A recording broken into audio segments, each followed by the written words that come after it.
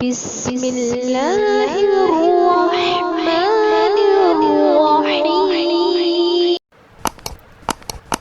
السلام علیکم ورحمۃ اللہ وبرکاتہ۔ آج کی ہماری قرآن پاک کی جو آیت ہے وہ ہے سورہ بقرہ کی آیت نمبر 156، انا للہ و انا الیہ راجعون۔ اس کی خاصیت یہ ہے کہ اس آیت کو پڑھ کے کوئی بھی گم ہوئی چیز تلاش کیجئے تو انشاءاللہ تعالی ضرور مل جائے گی، ورنہ غیب سے کوئی چیز اس سے عمدہ ملے گی۔ آپ کی کوئی بھی قیمتی چیز جیسے سونا ہو یا آپ کے پیسے ہوں یا کوئی بھی گھر سے قیمتی چیز یا کوئی کچھ بھی آپ کا گم ہو جائے تو آپ نے یہ آیت پڑھ لینی ہے، انشاءاللہ اللہ تعالیٰ نے چاہا تو آپ کو جلد از جلد مل جائے گی۔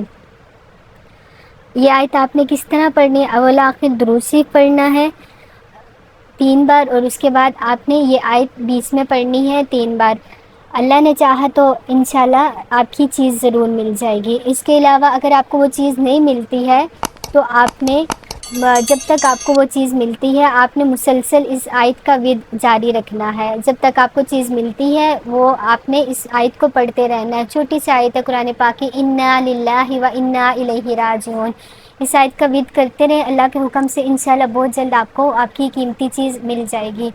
کوئی انسان گم ہو جاتا ہے، کوئی بچہ گم ہو جاتا ہے یا آپ کا مال چوری ہو جاتا ہے یا آپ سے کہیں سے گم ہو جاتا ہے تو آپ نے آیت کا ورد جاری رکھنا ہے، اللہ کے حکم سے انشاءاللہ آپ کو مل جائے گی۔